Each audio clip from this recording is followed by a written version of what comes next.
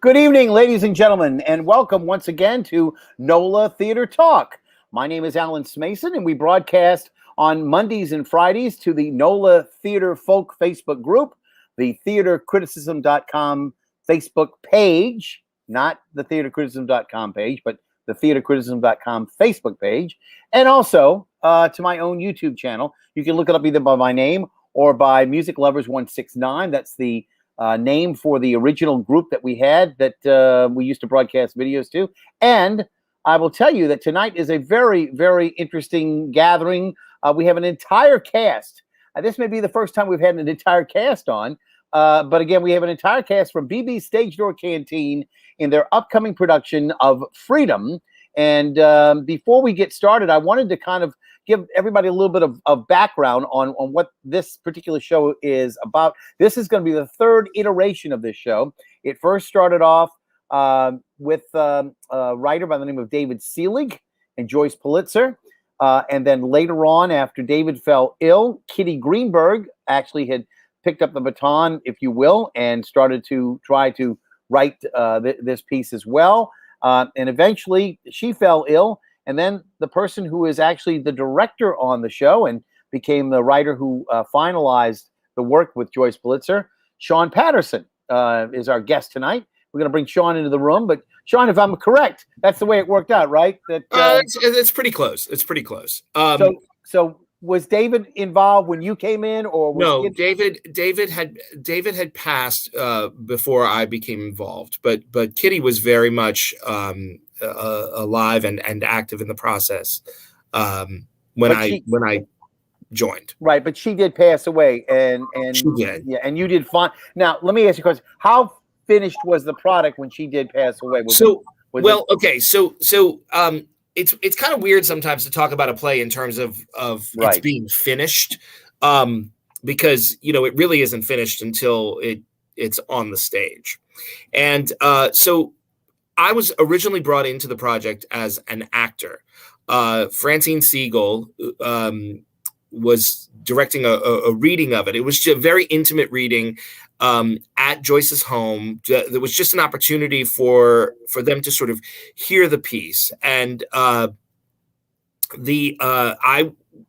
was playing one of the roles, and the great Charlotte Shully was playing the other role at the time. Yeah. And so we read it together, and I happened to be on a break. I was working on my second master's, which was in musical theater writing at Tisch.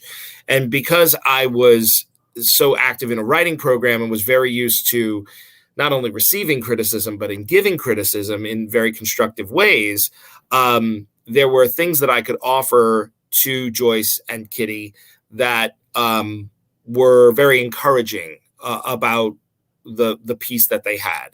That version of the play really needed, it had a lot of great material in it, but it wasn't, it was almost like just two concurrent monologues, if that makes any sense. And so what we did was, after I offered them criticism just from that reading, they asked me to work with them. So I don't really think of myself as a writer on the project. I think of myself as sort of a supporter, if that makes any sense, or additional material by, because the work very much was theirs. Yeah. And so what we did was we explored ways to open it up and make it a little bit more theatrical, to have the actors not just share their stories to each other, but to interact in a way that that made it clear that they each wanted something and needed something from the other, if that makes sense. Gotcha. So we worked on it for I guess about a year and a half after I got involved. And then we were able to, at the time, Southern Rep had what they called their Lagniappe series, which was a way for smaller independent works to have a chance to explore a production. And originally Aimee Hayes was supposed to direct it, but eventually Mark Routhier directed it, and that production was very was developmentally helpful. There was a lot that we learned about the show in that production. Was that at the time when Mark was associate artistic director? And I don't remember exactly what his title was. I just know that he came into that process as a director. Because at that time he was working pretty much exclusively at Le Chat Noir. Well, this production was actually at CAC. Okay. It was in the I think it was still called the Freeport McMoran then. I'm not sure if it is now. But it was in the larger of the two downstairs theaters at CAC. Yeah. Well, in any event, I should tell you, that I have actually seen all of the previous productions. Oh, so you're a fan? Yes. So I've actually seen, and I should say that not only have I seen them, but that it's very unusual that this person who actually plays one of the roles has played the same role in all of your productions. Yes. So let me bring in your cast right now. Sure. And again, the first person I'm going to mention is Lorraine LeBlanc, and of course, her co-star this time out is Todd Volz. So let me see if I can get everybody in, and we can talk. There we go. There you are, Lorraine and Todd, and again, congratulations on your third time, Lorraine. Yes. They say if you get it right this time, you've got it for life. I hope so, but I've always told Joyce it's been a great gift that she gave me the first time around, and and I've just been so honored that I'm invited back again and again for the third time. So it's a great gift to be exploring this role once again. And Todd, you fill some rather big shoes, which will show pictures of the previous cast members who took on the role. But the first time was John Neisler, second time was Curtis Billings, and of course you'll be the third time around. And again, I'd like to maybe start before we go too much into this production. But Lorraine, since you've had two previous bites of the apple, can you tell me how it was that you came to be involved, and how did Joyce Pulitzer reach out to you? Well, I was just explaining to Todd that Aimee Hayes from Southern Rep, we were chatting one day about other things, and she said, there's a play we've got coming up that we're working on that I think you might be right for. Would you come in and read for it? And I did, and Joyce was there that night for the audition. And like I say, it was, I really felt that what the role and the script offered were so meaningful. The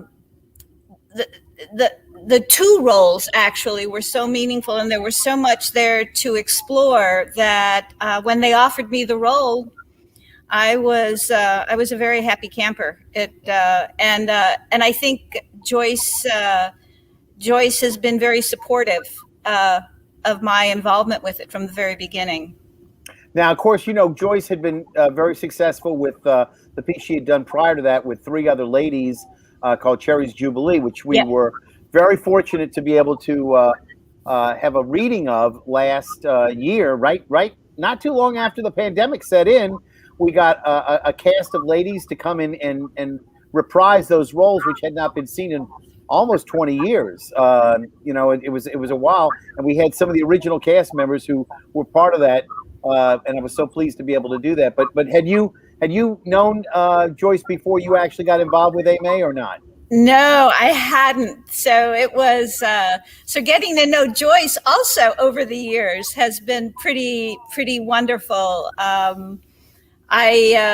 She found me for the second production. I had been hiking in Japan, and I was on some mountaintop in Japan when she called, and I said, "Hi, Joyce, been a while." And she said, yeah, but where are you? And I said, well, right now I'm on a mountain in Japan. And she said, okay, where will you be next month? And she said, I need you back. And I said, I'm there for you, baby. Yeah. So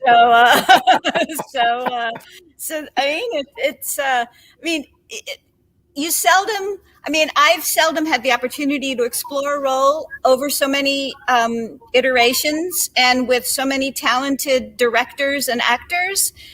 So in addition to a role that offers a lot in terms of deep meaning of what it is to be a woman, what it is to experience really difficult things and still go through it and find meaning in life and love. I've also had the opportunity to explore those things alongside some wonderful directors and actors. So what could be better? So Mark Routhier was the first director. For the second, I think it was Maxwell Williams, wasn't it? Yes. It was. Yeah, and so again, Shawn, in your case, you've got some pretty illustrious shoes to follow as well. Well, it's interesting because I've worked with, I work with and count as friends Mark Routhier, who directed the first production, and John Neisler, who played Danny in the first production, and Maxwell and Curtis, who respectively directed and played Danny in the 2019 production. So, what's curious about it is that I think that there are some things about it's a very unusual play. And it's one of the things, like when you talk about iterations of it, it really is sort of iterations, because there've been slightly different things about the text in each of those productions. Fundamentally, the show is the same, but the ways in which we sort of explore the characters, I won't say that the show has gone through major rewrites, but there have been really sort of subtle changes that affect the tone of the piece and how the characters relate to each other. And the first production was very much about discovering, does the play hold water on stage, basically. Mm-hmm. And because it is essentially two people talking to each other, and they start out as strangers, so they're what they want from each other is something they discover in the course of the play. They don't walk into the room wanting something from the other person. So it's a bit unusual theatrically in that regard. Well, and they both have their I wants, if you will, that they bring into the room with them. Yes, yes, they do. They do, and it doesn't necessarily involve the other person. Yeah. So the first production was very much about discovering does it hold water theatrically. Now the 2019 production, I wasn't involved with it directly. I happened to, that was a summer I also act, right. And that was a summer where I was very busy at Tulane and doing I think I did 3 or 4 shows that at summer. Least 2, and I think maybe Shakespeare too. Is that right? And I think so. And and I also was directing a summer camp, and it was one of those very, very busy summers. And I literally had one day in a weekend, one performance in a weekend that I could see it, and it happened to be canceled because of the hurricane. So that's the way it goes sometimes, right? I understand. But that production, really explored sort of the a very meaty and muscular backstory for Danny that was that kind of like altered the texture of the show a little bit. It did. And I wanted to bring Todd in at that point too. Sure. Todd, had you had a chance at all to see any of the previous works that presentations that he'd done of this? Had you ever been exposed to it? I have not. Okay. So tell me a little bit, if I can get a little bit of information from you. What is it? How is it that you actually were able to be brought into the project? Was it Shawn that knew you, or? No, it was a cold audition. Oh, really? Yeah. Cold audition. My sister sent me the blurb that they were having auditions for someone that could do an Irish accent for a play at the World War II Museum. And I sent a tape, and I pleasantly surprised to be brought in. And had you been able to do an Irish brogue before? Oh, yes. I'd done some some work with the at the Irish House. We had a theater company along with Casey and Rachel Groves called Intercompass Theater. Sure. We did Hogan's Goat and Moon for the Misbegotten. Right. Both of those I got to throw a brogue around a bit. That it's very interesting. That was a great performance spot, and I'm sorry to see that it's no longer available. I think it's an AT&T outlet now for people who don't know. Maybe we'll do a play there. Yeah, well, you probably dial in for murder, maybe. I don't know. But the thing is that the experience of that venue was such that it was an unusual place. It reminded me a little bit of True Brew. Remember, Shawn? Because it was not exactly. I love True Brew. I still wake up at night sometimes dreaming about True Brew. Yeah. What a great spot. Yeah. To be. Anyway, so we have our entire cast. We have the director here, and again, anybody who wants to leave a comment, please feel free to do so. StreamYard.com/Facebook. That's StreamYard.com/Facebook, and we can then find out who you are when you leave your messages. If you leave a comment or a question, see what happens. No pot shots. What happens is it says Facebook user or something like that, which is great because sometimes you want to know who it is that's asking the questions. Last week when Ricky and Gary were on, Ricky Graham and Gary Rucker were on, Janet Shea was on, and I said, well, that might even be Janet Shea for all I know. And sure enough, it was, but we couldn't tell who it was because they didn't go to StreamYard.com/Facebook and give permission to StreamYard, our platform that we use, to allow them to put their names in, because Facebook regards your privacy as a very, very, let's say, important part of what they do. And they did not want to give up anybody's names out there to any other third-party, platform that didn't have their permission to do so. I'm so glad to know that Facebook has our back. No, it's StreamYard, I think, basically. Anyway, Facebook is here to help you, right? They're like Microsoft and the U.S. government. They're here to help. In any event, I just want to let everybody know that if they want to leave a comment tonight, feel free to do so. So let's get into a little bit of the meat of this. Sure. Shawn, as the director, what that you decided to do with this iteration that was different than the past? Well, how did you approach it differently? So, see, it's very tricky because I have a complicated relationship to the play. It's not a play that I wrote or even began writing organically on my own. I wasn't involved in the initial collaboration. So it's always a piece that I feel like I've been sort of a little bit like chasing the tail of a comet on it, like kind of racing after it to learn its secrets. And what I wanted to do when we approached this production was really emphasize the heart in it. And, ostensibly it is about two characters. We haven't really said what the play's about, but the play is about a Holocaust survivor and an Irish immigrant who are about to have their naturalization ceremony to acquire U.S. citizenship.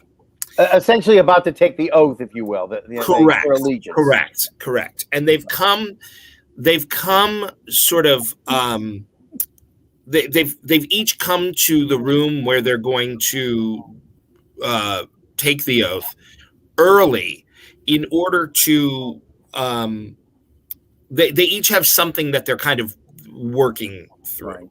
Right. And, one of the things about the play that kind of, can be a little tricky sometimes is like, well, is there no one else in this room? How do they get all this time alone? How, and it kind of exists in sort of while we were waiting to be admitted to the room, the three of us were talking about sort of anthology television series like Twilight Zone and Outer Limits and Alfred Hitchcock. How oftentimes there were sort of like these circumstances that that weren't always entirely realistic, but they were the conditions under which the story and the interactions in the story could happen. And that's sort of what this is like. It's almost like this little, I've described it a few times in this process, like it's almost like a little fable of two people who are trying to find freedom. And it means something different for each of them. And it's not necessarily citizenship. That represents a kind of freedom, but there's another kind of freedom that each of them is pursuing as well. And so, Lorraine and Todd have been really good sports and really, really smart, heartfelt actors in this process. And they've been able to explore, we've looked at kind of comparative versions of the play, versions that involve discoveries that we made in the 2013 production and versions that involve discoveries that were made in the 2019 production. And we've kind of sort of weighed those against each other. And I think the version of the play that exists in this production is probably the overall strongest one yet. I think it's the clearest. I think it allows the actors to take an emotional journey that makes sense and is playable in real time. Mm-hmm. And, I think it really allows them to we've worked very hard to make sure that the choices that they make are supported by the text and that the text supports their choices. Both their choices support the text and the text support their choices. That's what I meant to say. And they, they've done a really, really great job in sort of making the material sing in that way. So again, this is not going to be done on July the 4th weekend for Independence Day, but it is going to be the week after. And I'm sure that it was intentional that it was around the same time that Joyce decided to do it. For those of you who have not seen the 2013 version, let me go ahead and bring Lorraine's image up alongside John Neisler, so you can see. And they age you extremely well, I have to say. Because you're a much younger woman than that makeup would suggest. And then the 2019 version, for those who didn't get to see it, with Curtis Billings, and there you are again. And again, your makeup was a little bit older looking. I think they aged you about another 10 years or so, huh? Yep. So is your age going to be closer to the more recent version or the younger version of you? Whichever you decided. It's going to be very similar to the 2019. I don't think I'm getting older. I think we're going to sort of hold Yetta to that point, and she's comfortable at that age, and so okay. we'll see her there. And now I don't want to give again, so much of the play is revealed in the you mentioned the text, and there's so much of it that really involves sitting down and going through what the characters go through. So I don't want to reveal any of the secrets of what goes on, but perhaps in terms of the way that you approach it, that you could maybe give a little capsule about Yetta and maybe talk a little bit about some of the things, not everything, but some of the things that she brings into that room with her that might be of interest, that without revealing, without going into too much detail. Can you do that? Well, a little bit.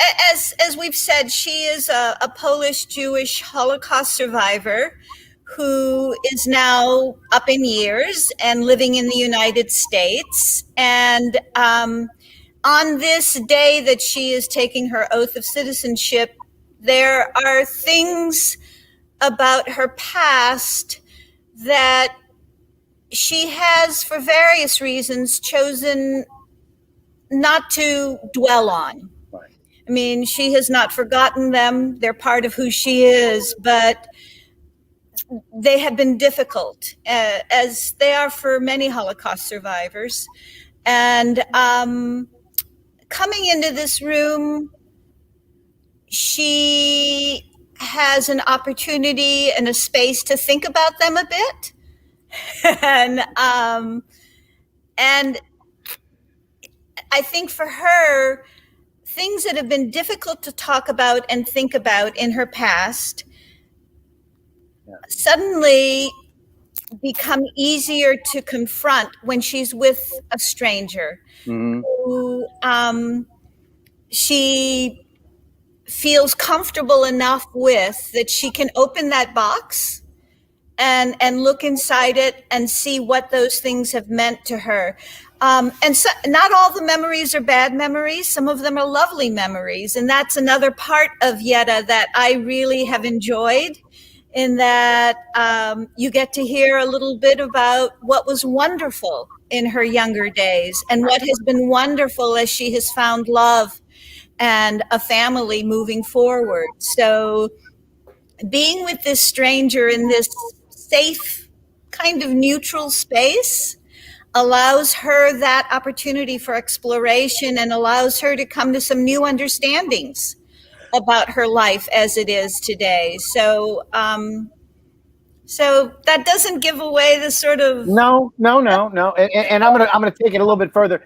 Todd, in your role as Danny, she does open up quite a bit. Do you think she opens up because Danny is so much of a better listener, or perhaps because she hears from Danny something that strikes a note? Well, I think that there's a lot of rich soil that these characters are growing out of, and they're all backstory. and by her, she's drawing Danny out. Danny is a turtle, like he's very much in his shell, and she works very hard to draw him out. And as she's drawing him out, she's baiting him with little bits of her own, and then it kind of spills over, I think. Her story. Yeah, that's probably correct. And the director's probably nodding his head right now. That's probably right. Yes, he is.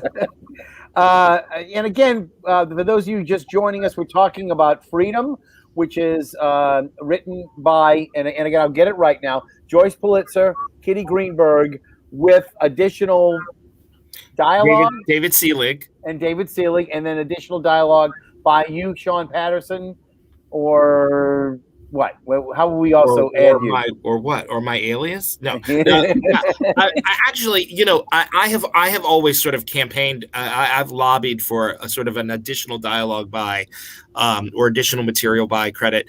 And Joyce feels steadfastly that that I need to be right up there with the core group of you baked the cake along with them, is what she's probably going to say. It's for me that's far too generous, but but because I do sort of feel like the fundamental spine of the story is Yetta's through line, and that has been fairly consistent through all of the development of the play.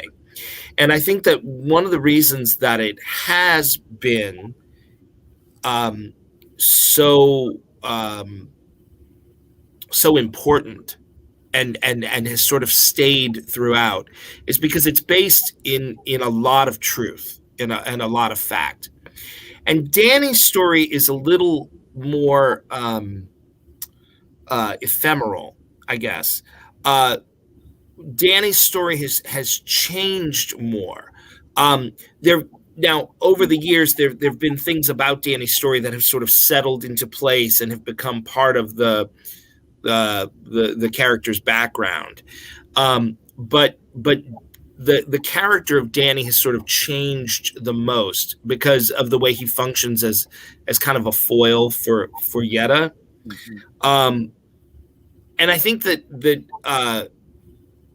because of that, because that core story has been like it was on the page at the first reading. So much of Yetta's story was on the page at that first reading in Joyce's living room that I feel like all I did was kind of throw out some ideas and help them sort of write some sections of dialogue. Joyce thinks the contribution is much more than that, and I respect that. I'm probably being too self-effacing, but probably that's okay. Now, I haven't brought it up yet. Usually we talk about what people bring into the room. So I'm going to tell everybody what I brought in tonight, and I've already had a little bit of it. As you can tell. A delightful little pink-looking concoction. This is called a Honolulu Hammer. It's made with 1.5 ounces of vodka, a 1/2 ounce of amaretto, a splash of pineapple juice to give it that Hawaiian flavor, and then a splash of grenadine to give it the color. It's because obviously if you had just the amaretto and the vodka, it probably wouldn't be too colorful. But it's not at all what you might think. It's very, very refreshing. So it's got a little bit of what? Honolulu Hammer. HAMMER. Hammer. Hammer. Which you always associate refreshing. And Yetta would say in Hebrew that would be a Maccabee. Yeah. Yeah, that's what Maccabee means is hammer. Yeah. So there you go, a Honolulu Hammer. Lorraine, being LeBlanc, you probably don't have a whole lot of Jewish aspects in your background. So tell me a little bit about how you studied for the role. What kind of deep background you sought to flesh out the role the first time, and what have you gone to kind of refresh that? Well, in all honesty, I've always being a LeBlanc, I'm a sort of a Cajun girl, but I have actually always been interested in Jewish history, I've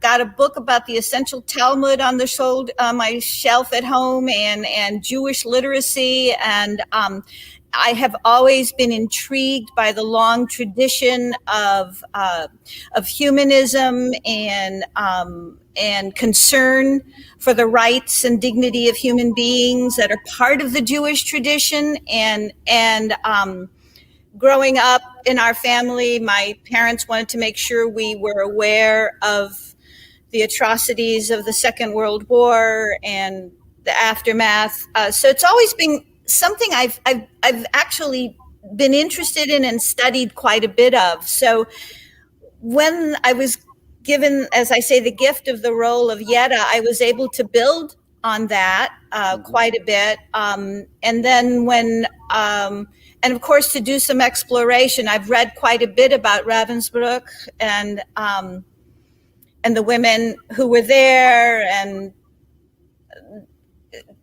just the horrible experiences of many of the women in that specific camp. I had known more in general about the Holocaust, and this was an opportunity to give some specificity to the experience. And there's quite a bit now, even more since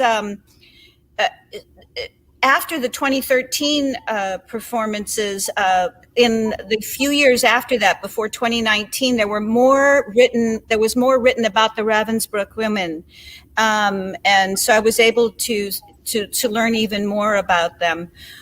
So that was the specificity of Yetta's experiences there, and when we did it at Southern Rep, I should have looked up the name. I can't remember the person who helped us with accents, but and I should have looked it up for tonight. I feel terrible. But anyway, we spent some time on Yetta's accent because while she was Polish and probably spoke Polish and Polish Yiddish, she also lived in France for a long time. She had picked up some German, and now she lives in the United States. And we wanted to be sure that the accent wasn't stage Yiddish, and it wasn't specifically Polish Yiddish, that it reflected her experiences over a lifetime.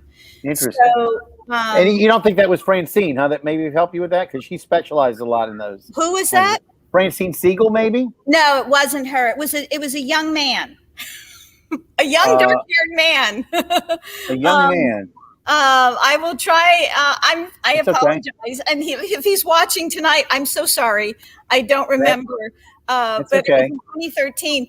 But it was and even doing that accent work for the character was really, really helpful, because it drove home the fact that this woman had all these different experiences over all of these different years, where she went from this really a young girl from the ghetto in Lublin, then to the camp, and then to France, and I mean, she's just lived an amazing, stunning life to have arrived at a point of acceptance and love for what has been given. So even the accent work was part of the character development. Yeah, I was just thinking a little bit about that, but one of the questions that I was about to ask sort of went in and went out just now, because I wanted to kind of get Todd's take on his character in terms of his journey. What did you study to learn about your character of Danny? Was there something that you touched on that helped you flesh out the character a little bit? I did quite a bit of reading about the period of time that he was living in Ireland, through the 80s, 70s, 80s, 90s, the Troubles. That was very informative and illuminating.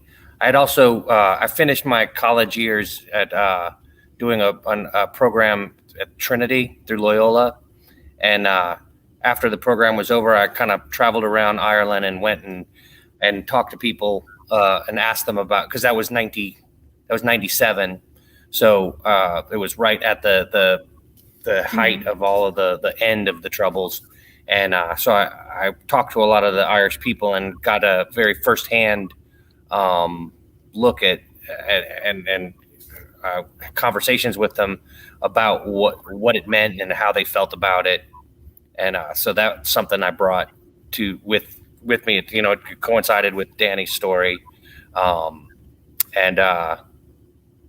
yeah. Shawn, let me ask you, what is the setting supposed to be? What is the time for this? Is it around 2000, 1998? It's 1997, actually. 1997. So it's around the same time as he's talking about, I guess. Exactly. Yeah. So it seemed to me to be about that time. So it's not present day.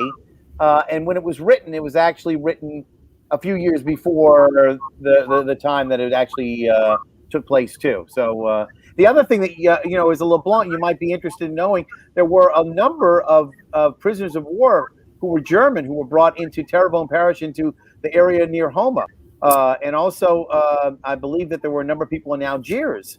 So the war sort of came over to this area as well. And of course, in New Orleans, we were very blessed. There were a number of Jewish refugees, if you will, who survived the Holocaust and came to New Orleans and made a life for themselves here. Some of whom became very famous in their own right, establishing stores as retailers and becoming major figures within the Jewish community here.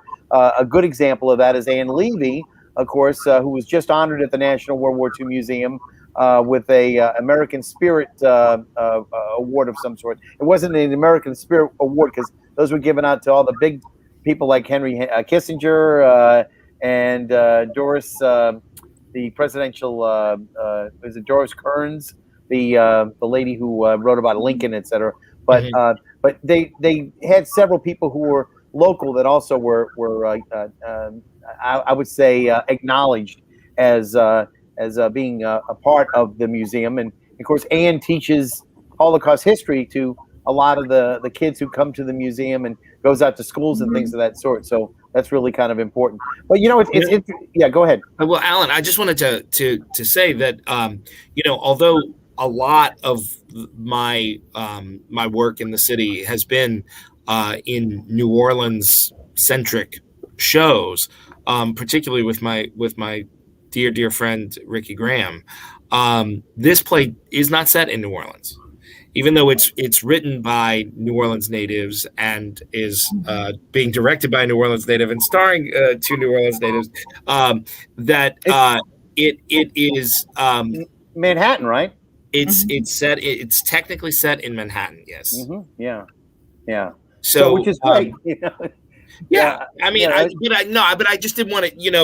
I didn't want it to feel like it was that we were reflecting the New Orleans Jewish experience, because Right. that really isn't the story that we're telling. And it would make sense that a person who is a survivor from the Holocaust would have settled in New York there, because it was such a welcoming place, and the same thing for Irish immigrants too. Mm-hmm. But it's not that difficult to understand.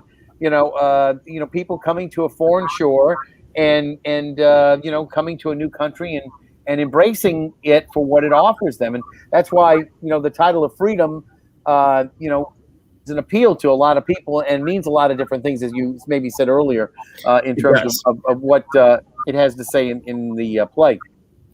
So again, we remind everybody, if they have a comment or a question about anything that you want to, feel free to go to StreamYard.com/Facebook, and we can add those to the conversation. Shawn, in terms of the tickets, etc., people can go online, I assume, to get the tickets. Is that basically the way? Yes. Okay. Yes, I believe that is the preferred method. And again, it's 7:00 on both Friday and Saturday. Is that right? Or I think it's 7:00. I'm pretty sure. I ought to know. Yeah, but I think it's 7:00, and then 2:00. And it runs about an hour and 20 minutes. Is that the time that they've got it listed as? About, yes, yeah. It's about that. I mean, and no intermission, right? It's no intermission, and it happens in real time. It's an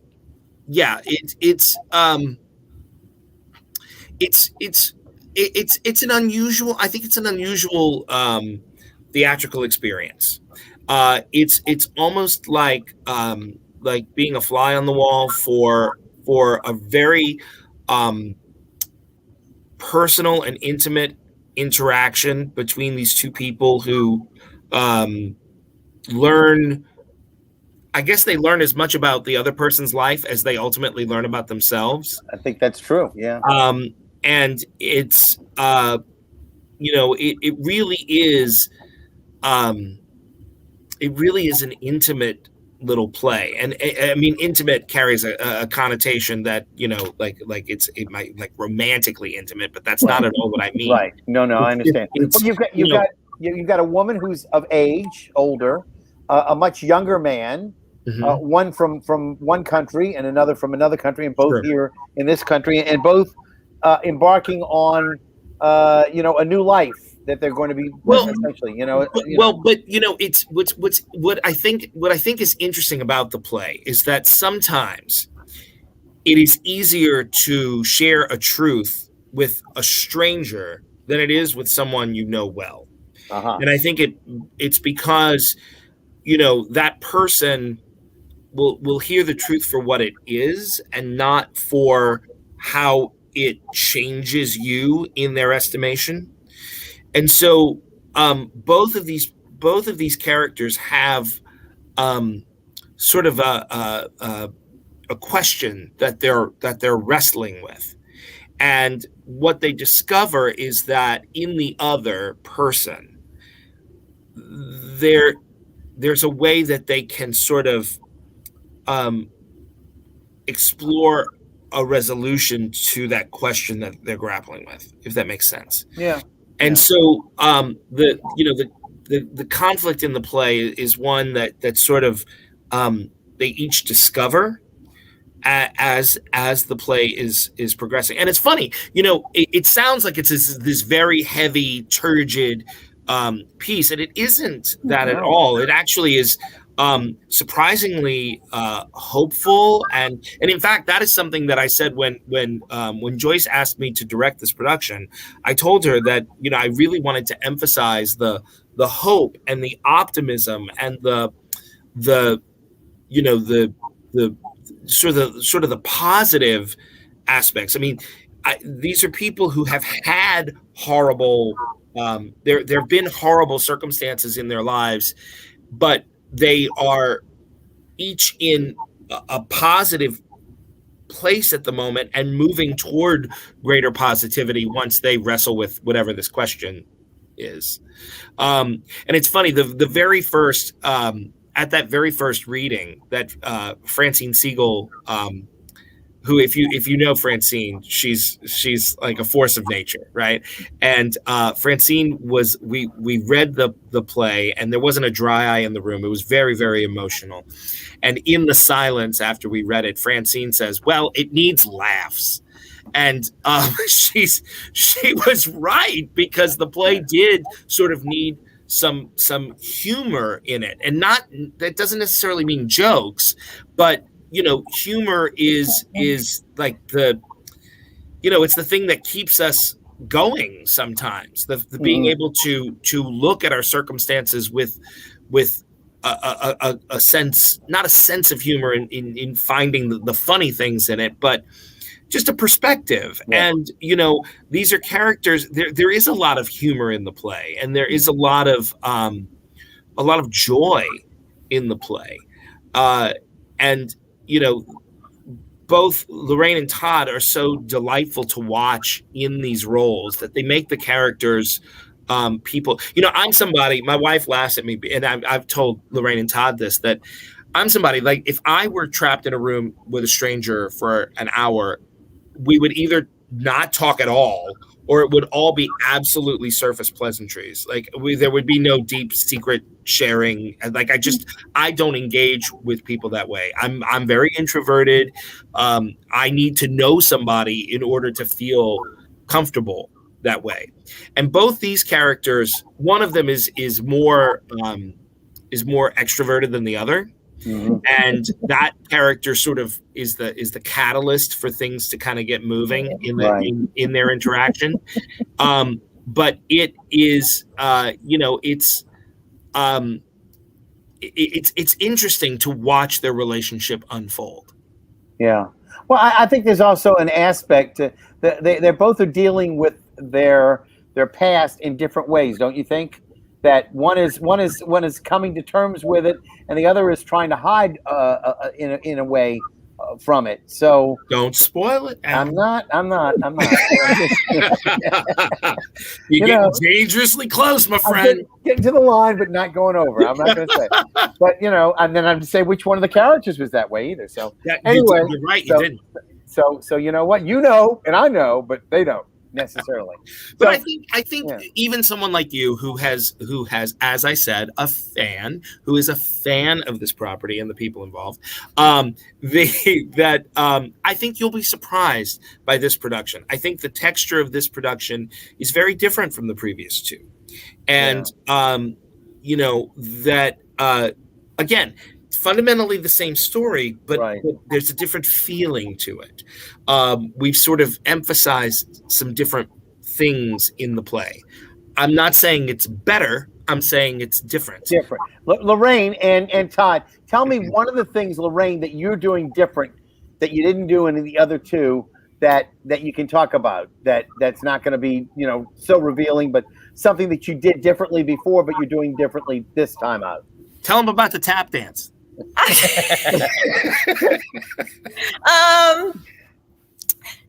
It's hard to say that it's something. I think it's more an issue of degree rather than difference. I think, as Shawn says, we've explored the play from some different directions, and I feel that I am more comfortable with Yetta's energy levels, let's say, in this production. And I think that working with Todd and Shawn has allowed me to look at Yetta's progress over the course of the play and find different spots where her energy expresses itself differently at different times than before. I think that there's more texture to Yetta now, and part of it is just I've had now many years to think about Yetta and her experiences, and I think that I hope that is part of what colors the performance this time around. Is there anything, Todd, that you bring into the role from your own personal experience that you had kind of used to help flesh out the character? Well, I hope so. I mean, I hope that I'm imbuing the architecture of the character with some reality. It's my intention.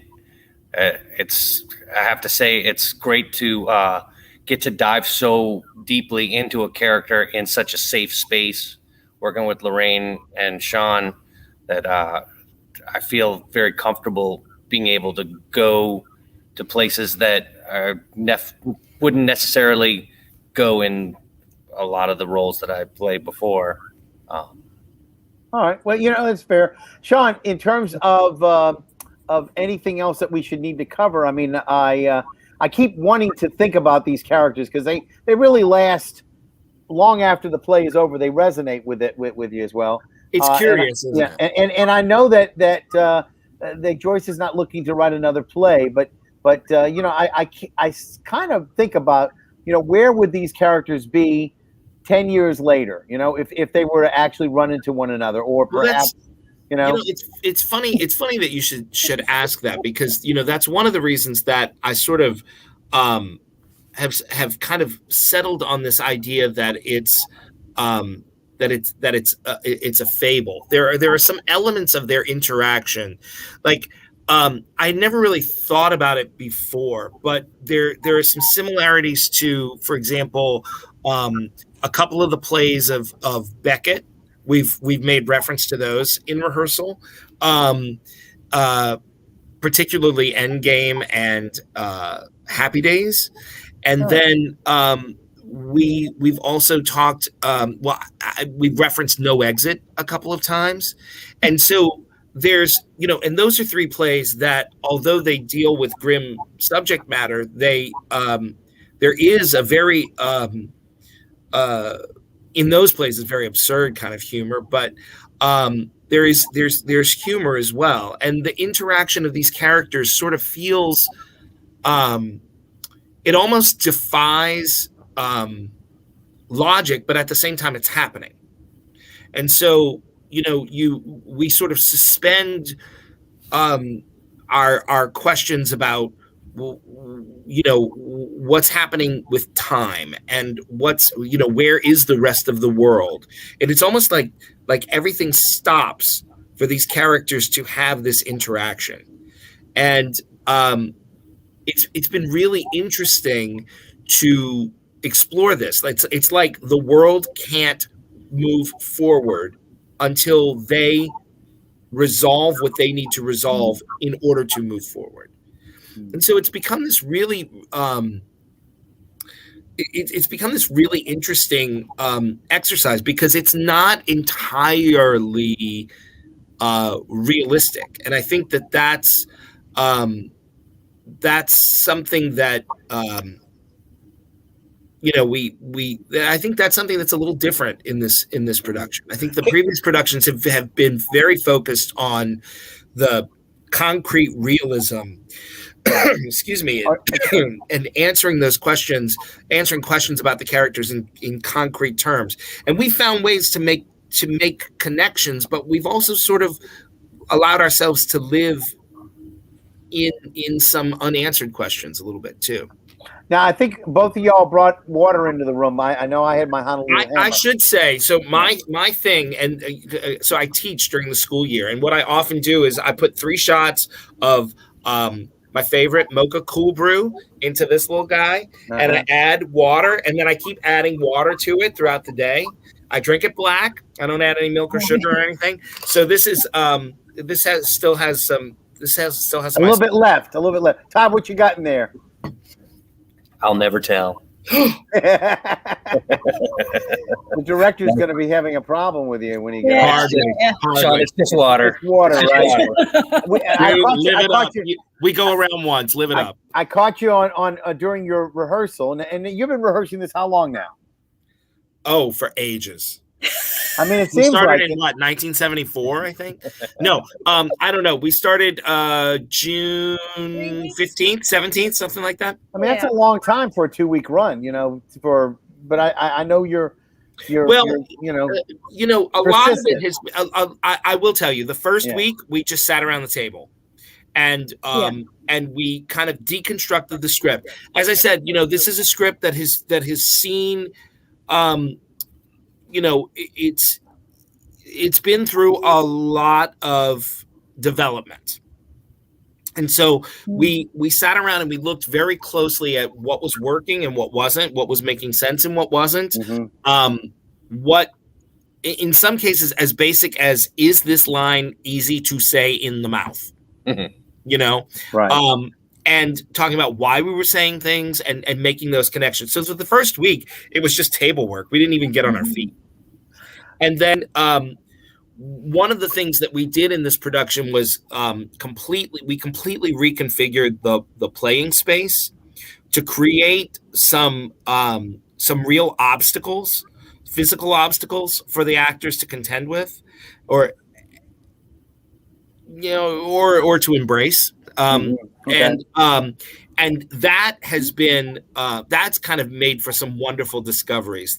We've allowed the way that they move through the space to really sort of support the story they're telling. And I think it looks decidedly different from the previous two productions as well. Now, again, the text is written on the page. But there's some things that probably are not written on the page that you all have to utilize in terms of the images that are projected, things of that sort. What have you decided to do with your imaging and your projections? What have you got going? Anything you can reveal? No. So previous productions have explored the use of projected images. Right. I'm of two minds about that. I really like, especially when images are powerful and disturbing, I almost would rather let those images resonate in my mind without the specificity of a particular visual anchoring that image. If it's an actual thing that happened, of course, I think the visual image is important. But when there's something abstract and even Yetta's story, even though Yetta's story is based in truth, she is a character. Right. And so I think that unless we can represent visually the specific thing they're talking about, I think it's better that it stays abstract and in the imagination of the audience. And honestly, isn't that why we go to the theater? Well, to engage our imaginations, What about any kind of sound effects or music? Have you utilized anything differently this time? Well, I don't know specifically what was used in the previous production. I wasn't directly involved in the 2019 production, right? Although I do know, I know in retrospect some things that they did. Mm-hmm. I don't know that I will be using. I'm not like just taking their a disc and saying, yes, let's use that again. No, I'm not. But we may use some material that overlaps. And I assume that both of them will be mic'd this time out, right? Well, so one of the curious things about the Stage Door Canteen space is that acoustically, it functions best as a cabaret space. This is like the fifth show that I've done for the museum. I wrote the show that opened the space, Let Freedom Swing. Okay. I did a show a couple of years later that followed that on the air, right? Yeah. With my good friend Graham, did you do Mysterious there? The Mysterious Mysterious, yes, a live murder mystery. Right. And then just before the pandemic, I wrote "We'll Meet Again" for Hannah Rochelle and Bryce Slocum. Right.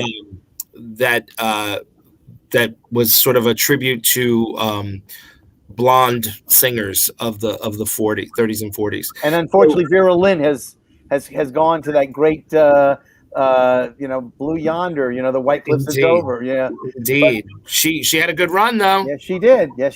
Well, listen, we're getting towards the end now. So believe it or not, you said I wouldn't be able to do this for an hour, and sure enough, I was able to carry the day.